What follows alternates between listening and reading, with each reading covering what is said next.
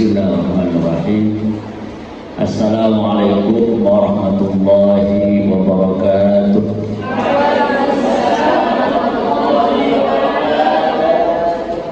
Alhamdulillah, wassalatu wassalamu ala rasulillah wa ba'du.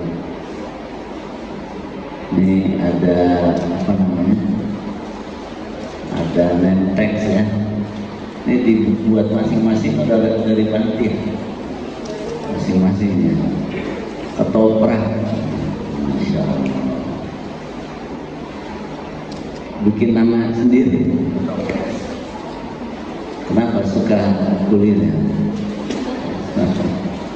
Kalau yang akhwat apa namanya? Kelompok apa? Papeda.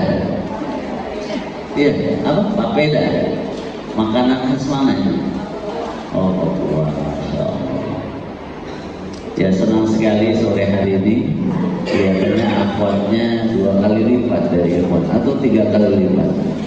Berapa akhwatnya? Jumlahnya 20. Berapa? Panitia berapa orang? Enggak, maksudnya ada jumlah 100, 110, 20, 120 ini. Itu ada berapa orang? Masya Allah. Ya, baik. Hah? Oh, banyak yang gak hadir. Baik. Rekan-rekan mahasiswa yang dirahmati Allah, segenap panitia PBAK, jangan BAK ya, PBAK. Apa singkatannya? Pengenalan Budaya Akademik dan Kemahasiswaan. Ya, kalau saya bilang PBAK ceria, gitu ya, sambil tepuk teman sebelah kanan. PBAK tepuk teman sebelah kanan. Ini untuk memuji udah konsentrasi belum? Jangan-jangan pikirannya masih di rumah atau masih di pesantren sebelumnya. PBAK. Kemudian kalau saya sebut Stiudarul Quran luar biasa, ya. Tadi PBAK ceria, Stiudarul Quran luar biasa. Ganti tepuknya sebelah kiri. Jadi yang nggak ada sebelah kirinya tetap gerakan. Anggap aja ada teman di sebelah. Ini berlaku bukan hanya di awal, ketika di tengah-tengah saya berbicara BAK ceria. Stiudarul Quran. Hari ini senang sekali kita memulai kegiatan sudah sejak kemarin atau hari ini. Hari ini dengan program yang sangat menarik di Stiudarul Quran. Stiudarul Quran? Sudah ingat lagi kamu halamannya. Stiudarul Quran. Acara ini sebelumnya namanya Ormas kalau tidak salah. Ya, awalnya Ormas. Tapi dengan aturan yang baru berubah menjadi PBAK. Abang bingung. Apalagi yang ikhwannya. Ya. Mungkin kita sering dengar istilah generasi Qur'ani. Generasi Qur'ani kita sering dengar. Tapi lebih lengkapnya generasi yang berakhlak Qur'an, generasi yang menjadikan Al-Quran sebagai basisnya. Dan nama kampus kita adalah Stiudarul Quran.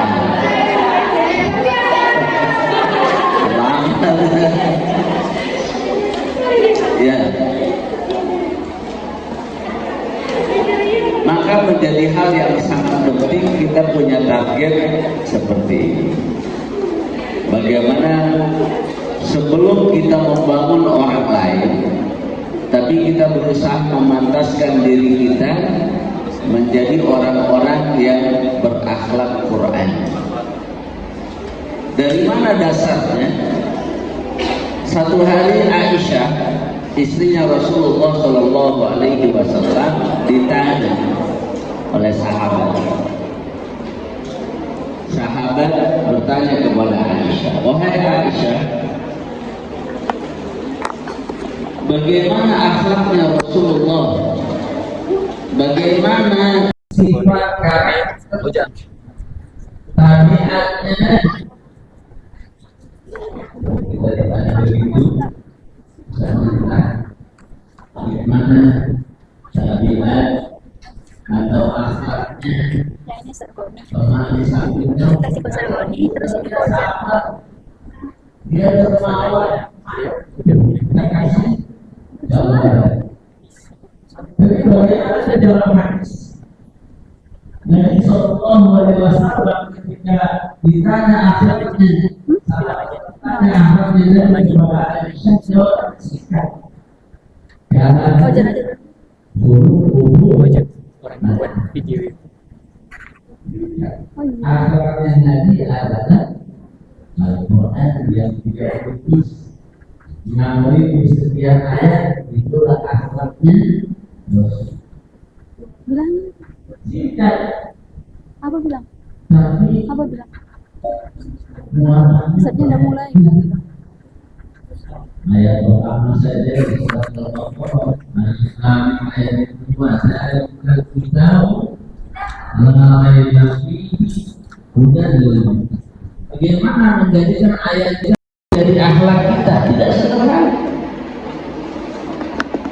Betulkah kita yakin di dalam hati kita Al-Quran itu betul-betul tidak ada keraguan sedikit pun? Ya, Al-Quran tidak ada keraguannya sedikit pun. Tapi ketika Al-Quran bilang lan tanalul birra hatta tunfiqu, apa artinya? Kamu tidak akan mendapatkan kebaikan sebelum kamu menginfakkan sesuatu yang kamu cintai. Masya Allah.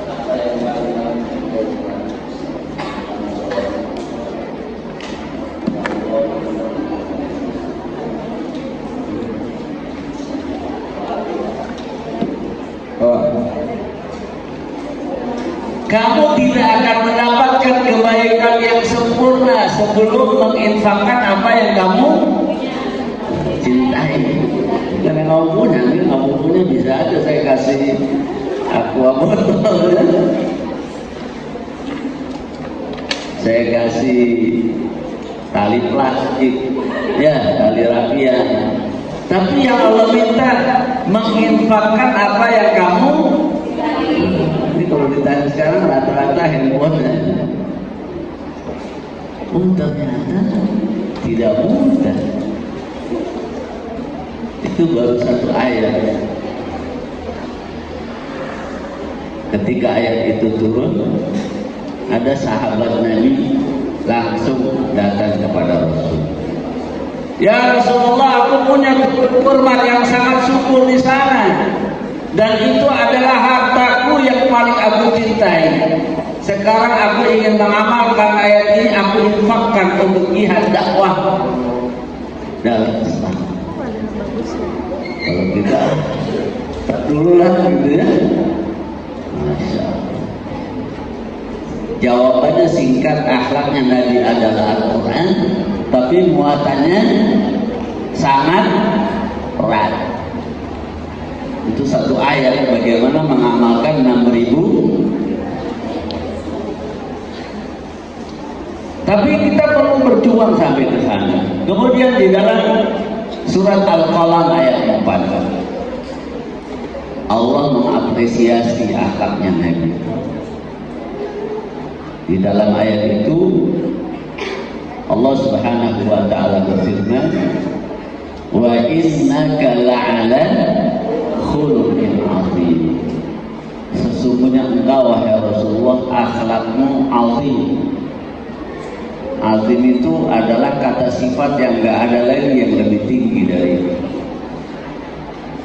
Azim itu adalah salah satu nama Allah, Al-Azim. Sadaqallahul. Tapi di ayat ini akhlaknya Nabi itu dikasih sifat yang seharusnya sifat itu adalah untuk Allah. Tapi di ayat ini disebutkan akhlaknya Nabi itu azim.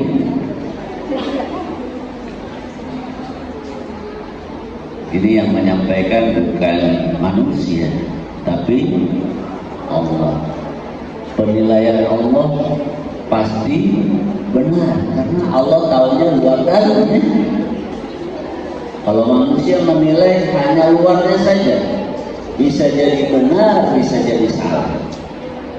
Tapi kalau Allah yang menyampaikan akhlakmu sangat agung, itu sangat luar biasa. Makanya wajar kalau akhlak Nabi sudah sangat mulia, tugas Nabi kemudian adalah innama bu'istu liutammima makarim. Karena memang beliau sudah sangat luar biasa.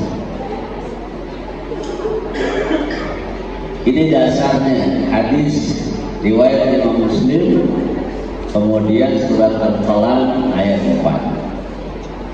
Nanti boleh di akhir saya ingin satu ikhwan satu akhwat bisa meresum ya. Enggak, maksudnya menyampaikan ini ya, dalam 2-3 menit. Nanti ada hadiahnya dari panitia. Paling gak snack ya. Nah, apa itu akhlak? Kita sering dengar kata akhlak.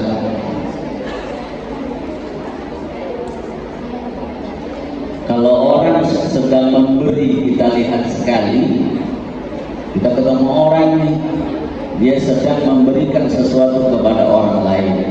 Apakah sudah langsung kita menyimpulkan orang ini akhlaknya dermawan?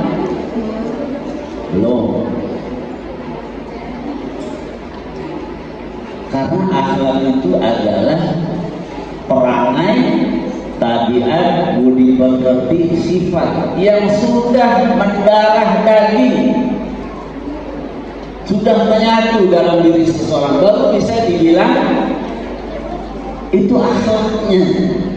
Tapi kalau baru sesekali, belum.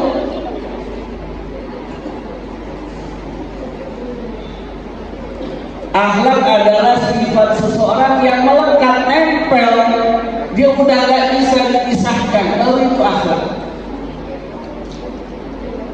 Oh, dia sabar. Nah, itu ketika dia menjadi akhlak sudah punya data. Saya ketemu dulu setahun yang lalu, sekarang, kemarin itu sama, dia suruh sabar. Maka saya bisa mengatakan akhlaknya itu salah satunya adalah sabar. Jadi akhlak itu adalah sesuatu yang sudah melekat, nempel. Makanya kalau dibilang akhlaknya Nabi adalah Al-Quran, berarti Al-Quran itu sudah nempel pada dirinya, bukan lagi teori. Karena kan kadang-kadang orang bilang teori itu. Kenapa? Karena ternyata dia tidak melekat pada diri orang. Teori gitu ya. Tapi kalau sudah jadi akhlak, dia nempel, melekat. Nah, kemudian apa yang disebut dengan akhlak Qur'ani? Di slide berikutnya dijelaskan apa itu akhlak. Orang kok disebut berakhlak Qur'ani?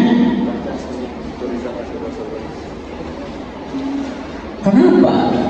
Oh, karena perilaku dan sifatnya bersumber dari nilai-nilai.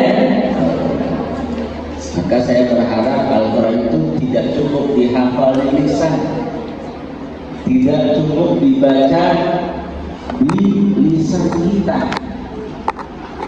Target tertingginya adalah Al-Quran itu menjadi bagian dari diri kita. Kayak dari sahabat, dia pengen banget seperti ayat ini. boleh kita amalkan. Misalnya kita sedang menghafal ya ayyuhalladzina amanu ista'inu bis-sabri was-shalah innallaha ma'as-sabirin. Nah, itu kita pahami. Kalau minta tolong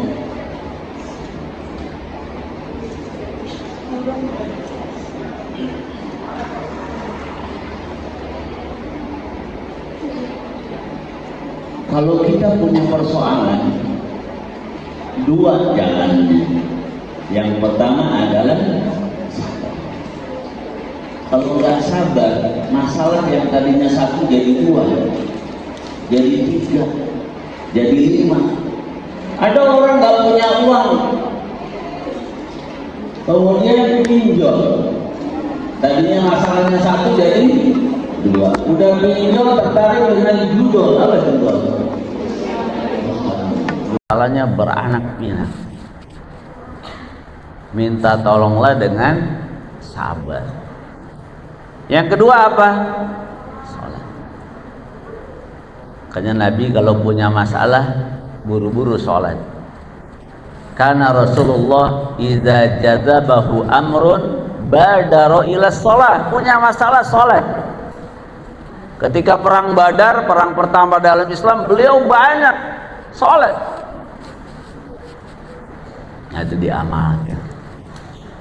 Jadi kalau sedang menghafal ayat, yang terbayang bagaimana cara saya mengamalkan ayat ini ya.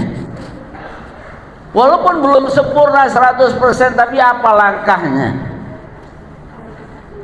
Hafalan 1 juz itu muatan nilainya sudah luar biasa ya. 1 halaman. Misalnya di ayat berikutnya innalladzina kafaru sawa'un 'alaihim, itu sampai bawah. Itu kalau kita ingin amalkan sudah banyak nilai-nilainya. Anzartahum am lam tunzirhum la yu'minun. Ada orang-orang yang sudah ditutup hatinya, dikasih tahu atau tidak sama aja. Alhamdulillah saya nggak begitu. Kita bersyukur kepada Allah. Fi qulubihim marad. Oh, ternyata sakit itu bukan hanya fisik, hati dan jiwa juga bisa. Walaupun badannya sehat, kuat, secara fisik dia bagus, tapi Allah bilang fi qulubihim, seperti Benyamin, siapa? Perdana Menteri Israel. Siapa ya? Siapa? Netanyahu katanya. Ada orang Sunda. Benyamin Netanyahu. Badannya kuat, fisiknya bagus, tapi hatinya di luar nilai-nilai kemanusiaan. Fi qulubihim. Maka kita bersyukur, ternyata mudah-mudahan bukan hanya fisik kita yang sehat, tapi hati kita dan jiwa kita juga. Lebih bahaya mana? Fisik yang sakit atau jiwa yang sakit? Coba kalau dibandingkan, ini kan saya pilih mana ya. Kalau dua-duanya mah repot. Pilih mana? Atau kita timbang-timbang, lebih bahaya yang mana?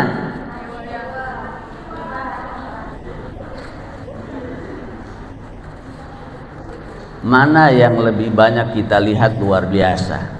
Ada nggak orang yang sakit secara fisik tapi hatinya luar biasa? Siapa? Siapa contohnya? Siapa? Yang kemarin ibunya wafat, siapa namanya? Najah. Secara fisik, Masya Allah, tidak bisa berjalan, hanya bisa duduk di kursi roda. tangannya tidak bisa bergerak seperti kalian, bisa makan sendiri, bisa menulis, bisa naik motor, berjalan kaki, leluasa kalian pergi entah kemana. Tapi di balik keterbatasan fisik, Allah kasih sesuatu yang tidak Allah berikan kepada yang lain. Beliau menghafal Quran, beliau paham. Kalau ditanya artinya, beliau bisa menjelaskan. Orang yang seperti ini bisa jadi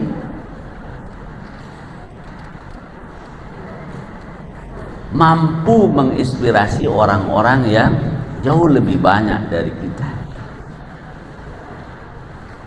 Dia belum ceramah saja, belum memberikan, ya belum mengutarakan apapun, dia sudah memberikan inspirasi.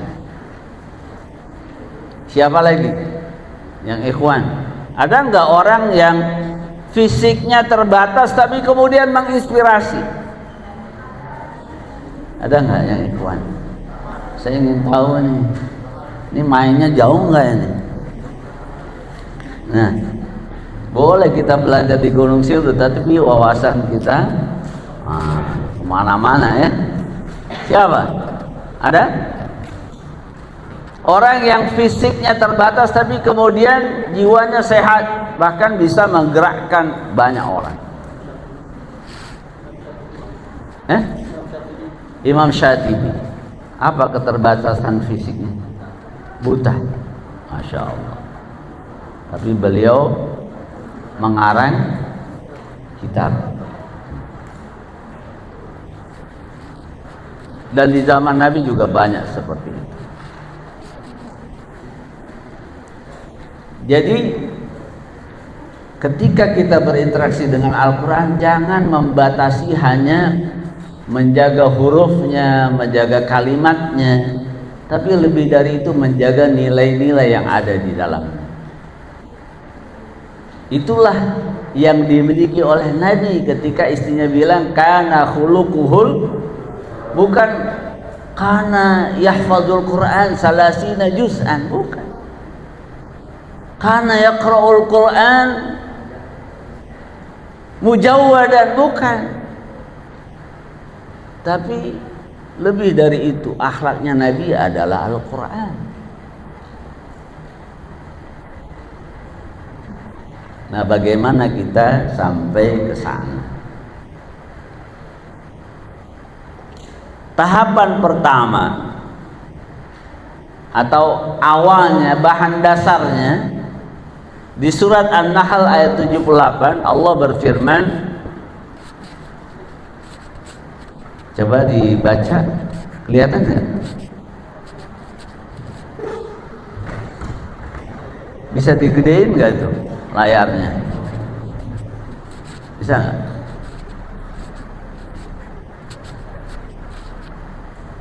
Nggak ya? Nah, itu.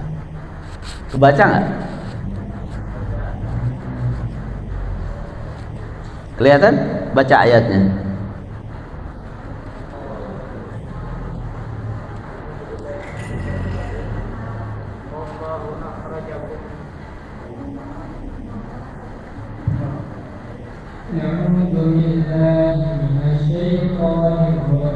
Masya Allah.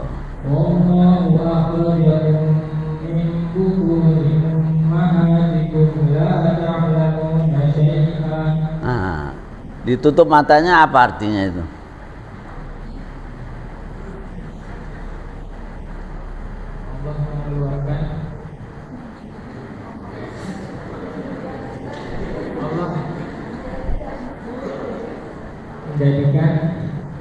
Betul itu, akhraja, mengeluarkan. Wallahu akhrajakum. Mengeluarkan siapa? Akhrajakum. Kum apa artinya?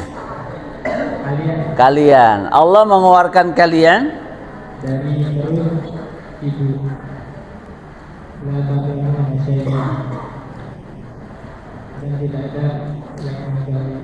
Tidak ada yang mengetahui. Ada yang tahu kan? Hah? La ta'lamuna syai'an, bukan tidak ada yang mengetahui. Tidak ada yang mengetahui sesuatu selain Ya, siapa namanya? Taufik, Masya Allah. La ta'lamuna syai'an, apa artinya? Tidak tahu apa-apa. Kita lahir semuanya nol, tidak ada hafalan Quran. Nol. Zero. From zero. Ya, semuanya sama ini. Mau lahir di Papua, mau lahir di Kalimantan, di Sulawesi, di Gunung Sindur, semuanya Allah bilang la ta'lamuna syai'an. Syai'an itu sedikit pun gak ada pengetahuannya.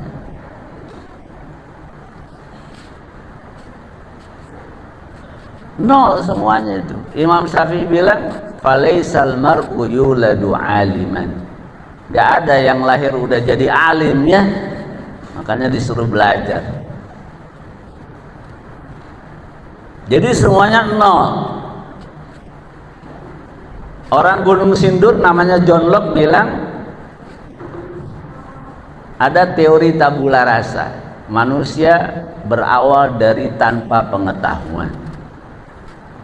Di barat dan di timur sama itu. Ayat Al-Quran mengatakan demikian. Jadi nggak ada yang lahir langsung jadi orang alim, jadi ulama. Jadi startnya kita sama nih, ya startnya sama. Ini awal manusia, startnya nol semuanya. Tapi kemudian masuklah pada tahap awal, bagaimana menjadi orang yang berakhlak Qurani. Dan ini mujahadah kita semua. Ini PR kita semua. Yang sudah selesai hanya Rasulullah. Tahap pertama Allah mengajarkan di surat Al-Alaq. Ayat pertama apa bunyinya? Iqra, baca. Makanya saya berharap baca itu jadi akhlaknya para mahasiswa.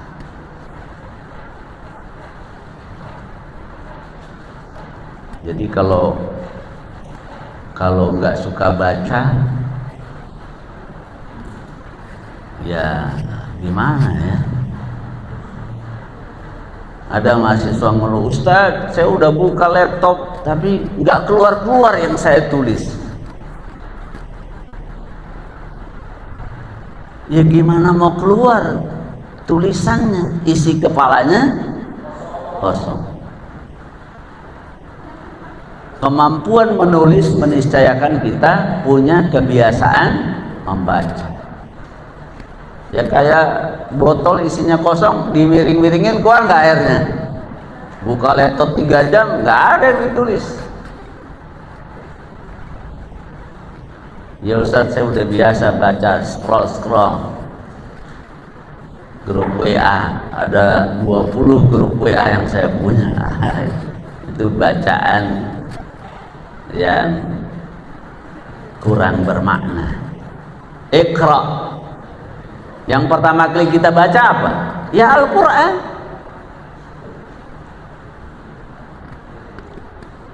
Allahu nazzala ahsanal hadisi kitaban.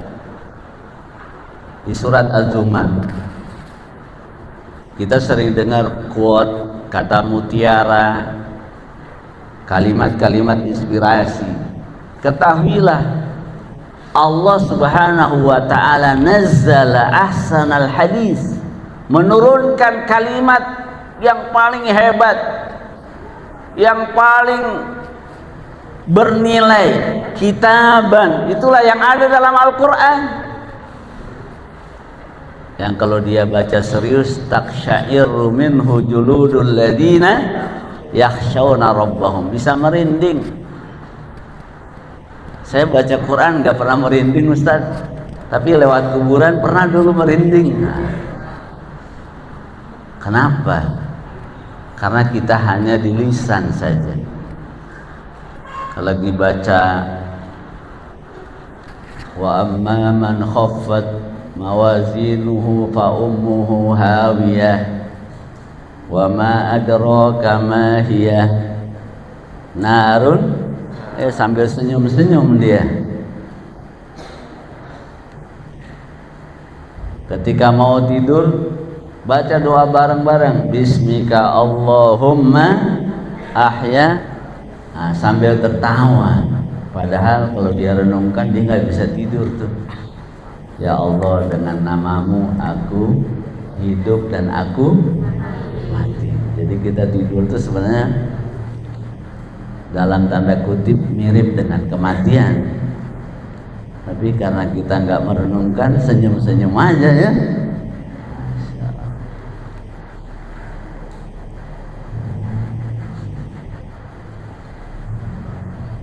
Jadi coba yang pertama di slide berikutnya, langkah awalnya adalah Iqra.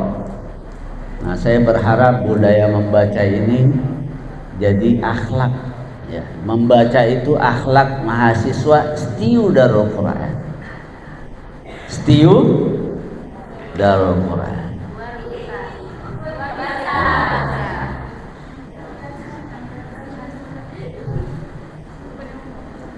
Oke. Ya. Membaca itu adalah cara kita mendapatkan ilmu. Kan tadi kan kita terlahir apa?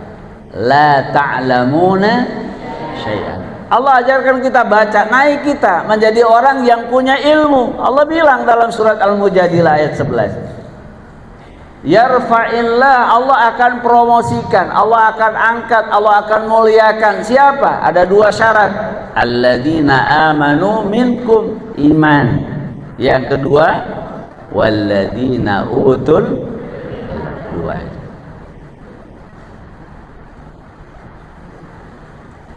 Sudah mulai naik. Tadinya nggak tahu apa-apa. Membaca dapat ilmu langsung, dapat reward dari Allah. Aku akan angkat kalian. Syaratnya punya ilmu. Jadi yang menentukan posisi kita bukan secara fisik, tapi apa yang ada di kepala kita. Itu yang menentukan. Isi kepalanya, mudah-mudahan nggak ada yang isinya ML-nya. Ya. Isinya adalah ayat-ayat Al-Quran, tadabbur ayat Al-Quran, inspirasi Al-Quran. Saya banyak membuat tulisan sederhana dari ayat-ayat Al-Quran. Nanti dicari buku saya itu Islamic Wisdom, cari Islamic Wisdom Abdul Ghani. Ada beberapa cuplikan tulisan yang ada di situ, di Google Book ada, sederhana dari keseharian yang dikaitkan dengan Al-Quran. Misalnya saya menulis masa muda adalah masa keemasan. Ada yang menyebut 0 sampai 5 tahun adalah golden age. Tapi kalau kita lihat Al-Quran, masa muda adalah golden age. Nanti kalian lihat. Kenapa? Karena masa muda adalah puncak dari kehebatan manusia. Makanya tadi bonus demografi itu ukurannya adalah penduduk yang berada pada rentang usia muda.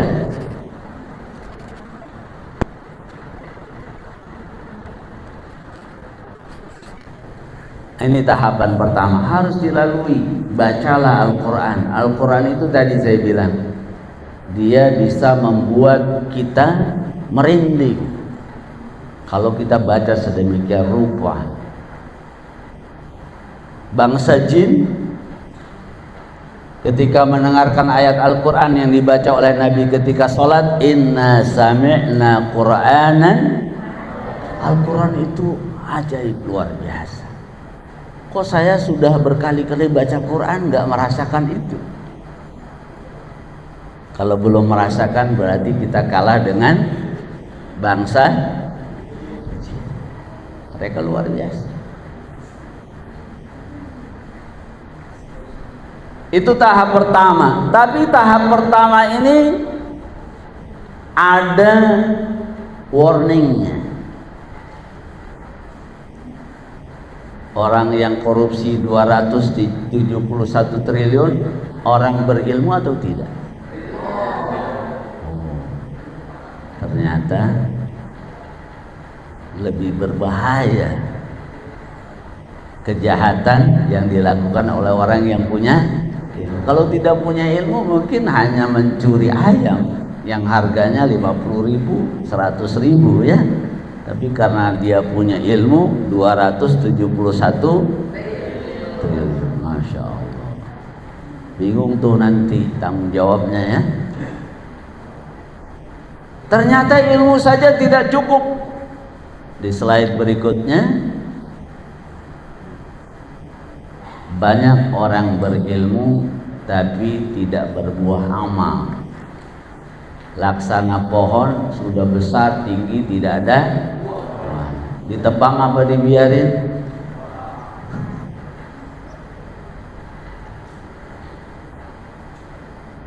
Dan Allah memberikan peringatan. Kabura maqtan indallahi an taqulu ma la taf'alun. Usahakan kita sampaikan apa yang kita lakukan. Jadi ilmu harus disandingkan dengan amal. Jadi ilmu saja tidak cukup nih. Ada orang-orang yang berilmu justru banyak merugikan orang lain. Lebih berbahaya orang yang melakukan kejahatan dengan ilmunya daripada orang yang tidak punya ilmu. Wah, bahaya. Karena itu tidak cukup. Dia harus naik di tahapan kedua, amalkan apa yang kalian baca dari Al-Quran. Tadi sedikit-sedikit.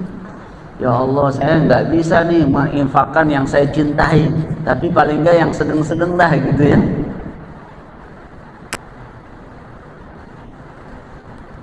Maka di tahapan kedua ada tahapan mengamalkan ayat yang kita baca. Di surat Al-Mulk ayat 2, alladzi khalaqal mauta wal hayata liyabluwakum ayyukum ahsanu amala. Yang dinilai siapa yang paling baik amalnya, bukan yang paling banyak ilmunya. Kalau yang paling banyak ilmunya mungkin yang S3 dan profesor bisa masuk surga duluan. Oh, ternyata bukan itu. Bisa jadi ada yang lulus SD surganya tinggi. Karena yang Allah nilai bukan ilmunya, tapi ayyukum ahsanu amal. Siapa yang amalnya? Saya udah tahu sholat tahajud, jangan ngajarin saya.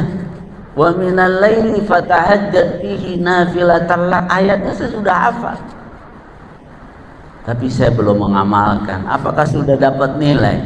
Belum. Tapi ada teman kita, dia belum hafal, tapi dia mengamalkan. Tadi malam dia bangun sholat tahajud 2 rakaat, dia sudah masuk di sini. Jadi Allah belum nilai dengan ilmu yang kita punya. Tapi memang ilmu itu bisa memotivasi.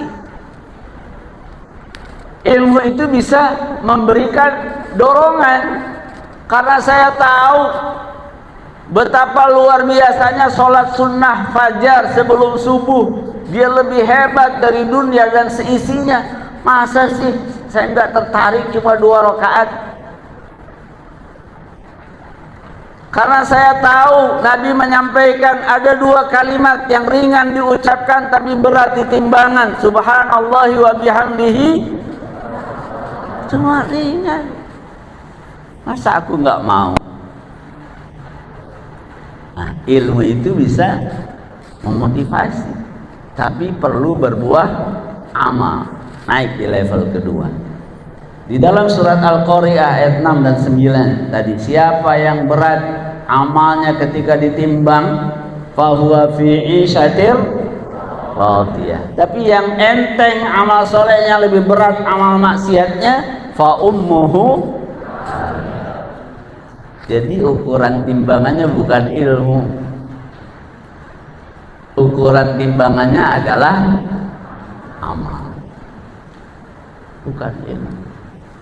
Jadi jangan bangga, oh saya sudah, ilmu saya sudah lewat. Oh belum itu, bukan itu yang dinilai. Naik tahapan kedua, amal.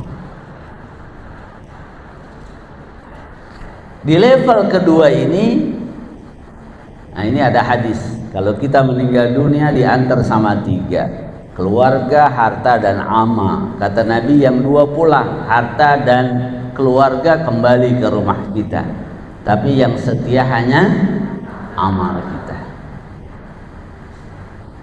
Jadi bacaan Quran kita, tahajud kita, puasa sunnah kita, ngajar teman-teman nanti dia hafal Quran, gara-gara kita ajarkan dia bisa hafal, nanti dia bisa ngajarin lagi. Itulah yang setia, bukan ilmunya tapi amal. Nah kemudian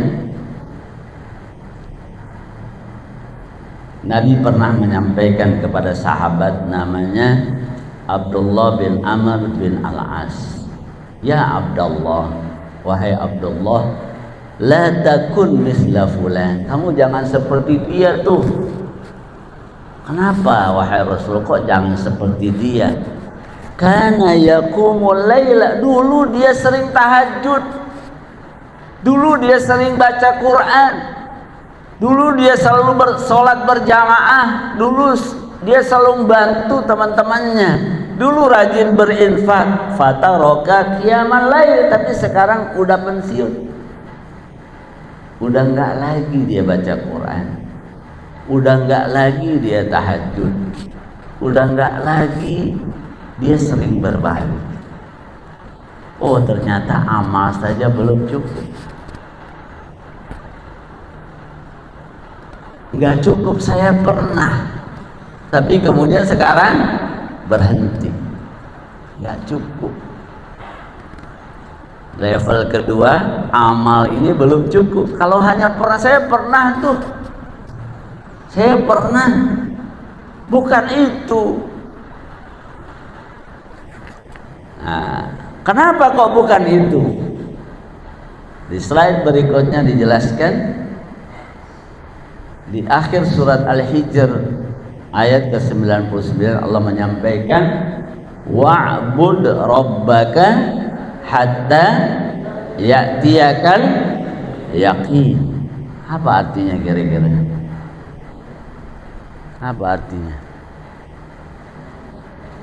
Boleh ini? Apa artinya? Wa'bud rabbaka hatta ya'tiyakal yaqin. Ya, sampai engkau yakin. Ada lagi yang lain yang lebih tepat, sembahlah Allah sampai engkau benar-benar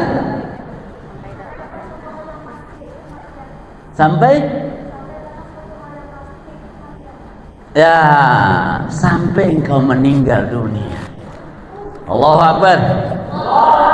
Al-yakin di situ artinya al-maut. Jadi bukan pernah saya tahajud, bukan pernah saya baca Quran, targetnya baca Quran sampai meninggal dunia. Itulah yang disebut dengan akhlak. Nempel dia sampai meninggal. Nempel dia sampai kembali kepada, kalau pernah doang itu belum selesai. Nabi bilang begitu, ya Abdullah la takun misla fulan, kamu jangan seperti dia. Dulu dia rajin tahajud, rajin qiyamul lail, fataraka qiyamal lail, tapi hari ini udah enggak. Inilah kita masuk pada level yang tertinggi, namanya akhlak. Ketika kita melakukan satu kebaikan dari ayat-ayat Allah sampai kita meninggal,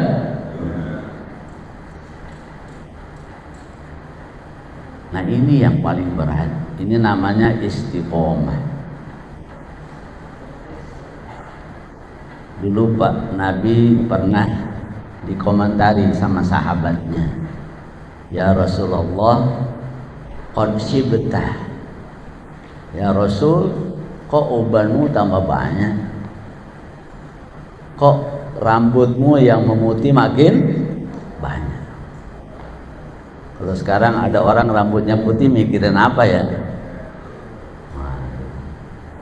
Ada yang mikirin kreditannya, mikirin hutang, mikirin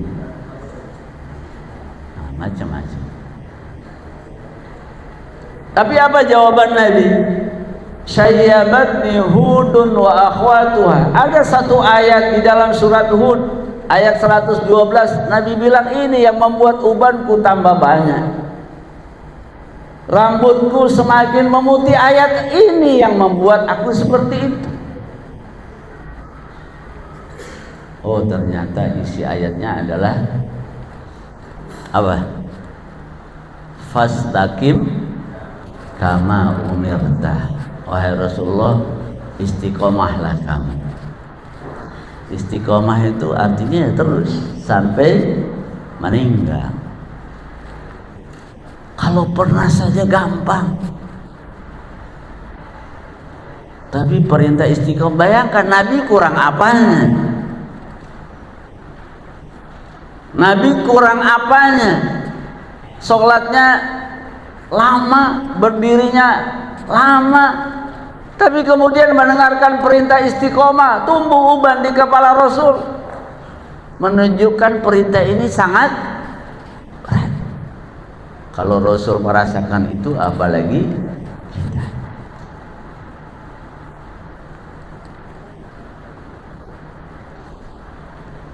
Nah, ini yang tugas yang sesungguhnya perlu kita wujudkan.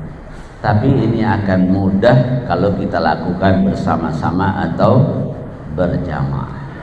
Nah, ini kan nanti ketika menghafal Quran, di sana ngafal, di sana ngaji, di sana sedang berbuat baik, di sana sedang baca buku, di sana sedang belajar, tertular nanti. Makanya saya berharap mahasiswa semester 1 ini hidupkan budaya yang positif. Iqra tadi banyak membaca, baca Quran, baca literatur, baca tulisan-tulisan yang membuat kita otaknya ini berisi. Karena yang bedakan itu nanti dari ilmu naik ke amal, dari amal naik menjadi akhlak. Nah, ini tahapannya dari tidak tahu. Kan kita lahir dalam keadaan tidak tahu, menjadi tahu. Itu tahapan pertama, pakai Iqra. Dari tahu menjadi mau melakukannya amal, dari pernah melakukan menjadi konsisten, itu jadi akhlak. Ilmu, amal, kemudian jadi akhlak. Karena Allah minta lakukan kebaikan ini sampai akhir. Nah, ini sarananya nanti di Darul Quran. Sarananya di Darul Quran nanti kalian akan dibagi-bagi dalam grup-grup kecil, namanya pembinaan. Nanti setiap kelompok ada 5 orang, 7 orang, 10 orang, dalam rangka membiasakan supaya terjaga ini. Karena kadang kita sedih, kita berada di lumbung padi tapi kok tidak subur. Seperti apa, ada ungkapan tuh, ayam mati di lumbung padi apa ya? Ada begitu ya. Orang merasa tidak nyaman, tidak tenang di lingkungan yang kondusif untuk Al-Quran. Dia mencari tempat yang lain, yang akhirnya kontraproduktif. Nah, di slide terakhir ini nanti akan ada pembinaan ya. Nanti akan ada pembinaan, nanti ada transfer ilmu, ada berbagi, kemudian kita coba melatih. Nanti di pesantren ada puasa sunnah hari Kamis, kita ikut puasa hari Kamis. Kemudian nanti ada mungkin qiyamul lail berjamaah, atau ada kegiatan-kegiatan yang lain.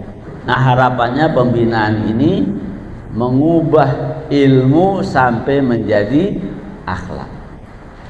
Yang kita tahu kemudian menjadi sifat, menjadi karakter tadi. Kan building karakter building, tapi tadi tulisannya campuran, ada bahasa Inggris, ada bahasa Indonesia. Nah, ini namanya modifikasi, ya, improvisasi.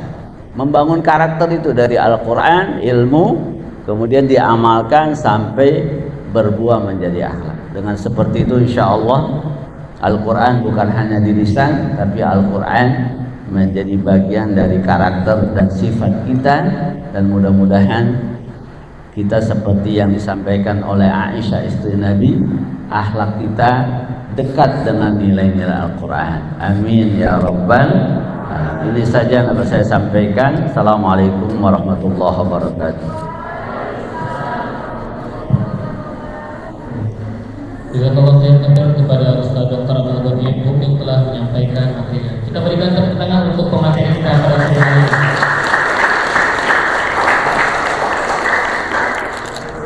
Mungkin di sini anak akan sedikit menyimpulkan apa yang telah beliau sampaikan, bahwasanya untuk bisa membangun akhlak berat kita bisa merujuk pada ayat surah Ibrahim ayat 24. Alam tara kaifa daraballahu masalan kalimatan thayyibatan kasyajaratin thayyibatin asluha thabitun wa far'uha fis sama'.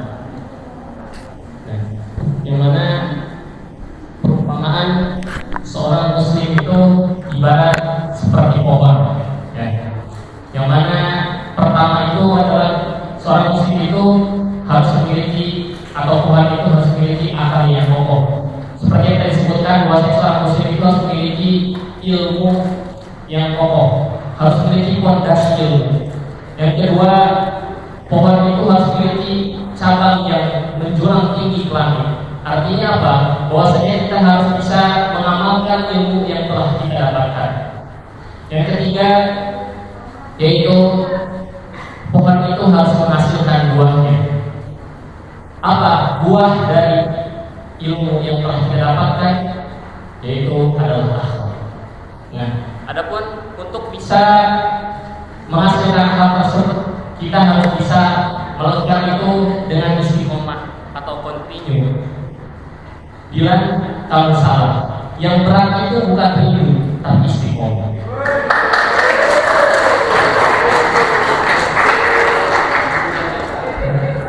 Kemudian tadi akhir beliau menyampaikan bahwasanya ada proses pembinaan, yang mana pembinaan karakter ini bukan hanya sekedar transfer materi, tapi bagaimana materi itu bisa mendahsyatkan pribadi dan bisa menghadirkan perubahan besar dalam kehidupan kita. Oke. Kita lanjut ke sesi selanjutnya, yaitu sesi tanya jawab atau langsung kasih dari. Boleh. Mungkin pertanyaan dulu kalau ada, kalau nggak ada langsung. Untuk sesi selanjutnya yaitu adalah sesi tanya jawab. Seperti biasa, sesi tanya jawab itu 2 orang, 1 dari Iwan dan 1 dari Iwan. Oke. Silakan, barangkali ada pertanyaan terkait materi yang telah beliau sampaikan. Untuk bisa mengangkat tangannya. Barangkali ada yang mau bertanya. Atau Anda tunjuk? Tunjuk? Oke. Dari Iwan.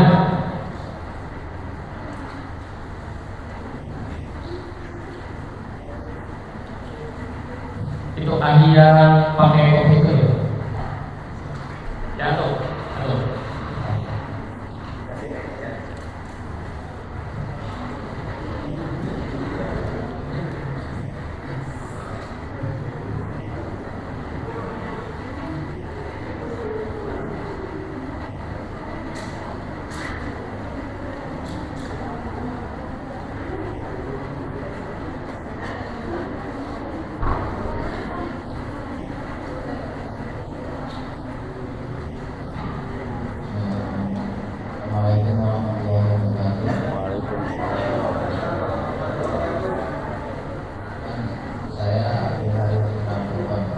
Siapa? Haris, dari mana asalnya? Dari WC. BSD. Masya Allah. Ingin bertanya bagaimana cara kita konsisten untuk menjaga istiqomah? Bagaimana agar kita bisa istiqomah?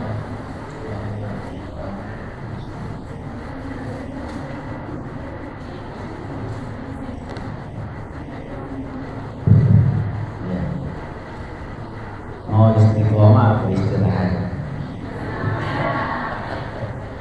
Kalau istirahat berarti udah pernah gitu ya. Bagaimana supaya kita bisa konsisten istiqomah? Yang pertama adalah bergaullah, berinteraksilah dengan orang-orang yang satu frekuensi. Almar'u ala dini khalili. Orang itu dalam urusan agama bisa ikut-ikutan temannya. Agama apalagi yang lain.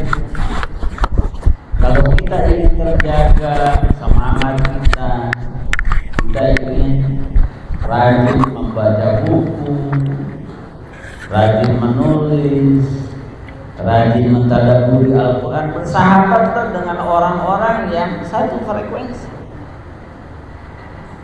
Karena kebaikan itu menular. Ya. Menular. Kalau ingin tahu seseorang, lihatlah dengan siapa dia berteman. Karena teman itu menggambarkan diri orang itu. Karena dari awal ini carilah teman-teman yang di dalam Al-Quran Allah berpesan, ya ayyuhalladzina amanu taqullaha wa kunu ma'as shadiqin. Ya ayyuhalladzina amanu, wahai orang yang beriman, ittaqullah, bertakwalah kepada Allah. Caranya gimana? Wa kunu ma'as shadiqin, hendaknya kalian bersama dengan orang-orang yang benar. Sulit untuk mewujudkan ketakwaan kalau kita hidup bersama dengan orang-orang yang tidak baik. Ya kecuali kita udah kokoh seperti Rasulullah. Kita berdakwah, kita nggak mungkin lagi saya dipengaruhi, saya akan mempengaruhi. Ada sahabat Nabi, dia hijrah dari Mekah ke kota Habasyah sebelum hijrah ke kota Madinah. Coba nanti dicek namanya, kalau nggak salah Abdullah bin Jahsh. Istrinya, coba nanti dicek. Dia sahabat Nabi, kemudian hijrah dari Habasyah. Ini kan sahabat-sahabat awal, orang-orang yang masuk Islam di awal. Ketika berangkat hijrah ke sana, dia bergaul, awalnya dia ingin memperbaiki masyarakat di Habasyah. Tapi ternyata di masyarakat sana biasa minum khamr, main judi. Lama-kelamaan sahabat ini masuk dan akhirnya keluar dari Islam. Istrinya sedih sekali, ya Allah, aku pindah ke sini ternyata suamiku justru menjadi orang yang kufur kepada Allah. Akhirnya istri beliau itu dinikahi oleh Rasulullah SAW. Coba nanti dicek. Jadi kalau kita ingin istiqomah, bergaullah, carilah teman, carilah sahabat yang sama-sama semangatnya dengan kita. Kemudian yang kedua, jangan lupa selalu minta kepada Allah. Ada doa-doa yang kita memohon kepada Allah untuk bisa istiqomah. Misalnya Rabbana la tuzigh qulubana, ya Allah jangan buat hati saya ini goyah. Saya datang ke Darul Quran ingin menuntaskan hafalan. Saya meninggalkan orang tua, bapak dan ibu di kampung halaman. Saya ingin jauh lebih baik, kuliah saya selesai, hafalan saya semakin bagus. Yang tadinya belum selesai bisa selesai di program Tarqiyah, ilmu saya bertambah. Saya akan menjadi orang yang rajin membaca buku. Minta kepada Allah, karena khawatir kita salah memilih teman. Namanya setiap tempat nggak mungkin semuanya bersih. Ya, namanya manusia. Dan setan juga ketika kita masuk dalam Quran bukan berarti setan nunggu di gerbang, ya. Dia masuk itu. Terus dia istiqomah juga mengganggu manusia. Minta kepada Allah. Kata Ibnu Athaillah As-Sakandari dalam bukunya Al-Hikam, beliau mengajarkan khairu ma tatlubuhu minhu ma huwa talibuhu minka. Khairu, yang paling baik, ma tatlubuhu, yang kamu minta, minhu, kepada Allah. Permintaan kamu yang paling baik kepada Allah adalah ma huwa talibuhu minka, apa yang Allah minta kepada kamu. Allah minta apa? Allah minta kita jadi orang yang istiqomah, minta kepada Allah. Ya Allah, jadikan saya orang yang kemudian yang terakhir, terus tambah ilmu kita, karena ilmu tadi akan memotivasi. Ilmu itu akan mencerahkan. Tadinya kita bingung, tapi setelah kita tahu, kita bisa terus terjaga motivasi kita. Ya. Itu mungkin Allah a'lam. Ada lagi? Apakah sudah terjawab? Baik. Baik. Mungkin langsung saja ke sesi selanjutnya, yaitu Restu. Baik, dari Iwan ataupun Ahwat, ada yang mau mengajukan dirinya? Ya, silakan. Kasih hadiah snack.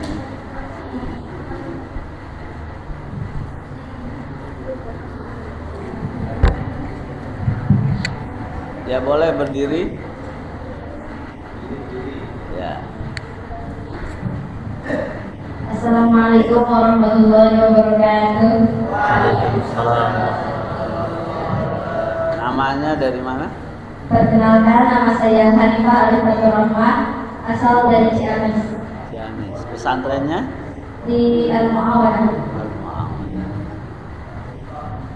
Kesimpulan yang bisa saya dapatkan dari materi tadi, kita itu harus berakhlak Qurani. Artinya Quran itu harus sampai melekat pada diri kita, harus menjadi habit, kebiasaan. Kemudian tahapannya untuk menjadi berakhlak Qurani, yang pertama kita dilahirkan itu dengan tidak tahu apa-apa. Kemudian ada perintah Iqra, bacalah. Dari situ kita tahu, berilmu, dan bukan sampai situ saja. Lalu kita amalkan. Setelah diamalkan, nanti pada tingkat terakhir, yaitu akhlak, sampai Quran itu menjadi melekat pada diri kita, istiqomah. Sekian, assalamualaikum warahmatullahi wabarakatuh. Waalaikumsalam.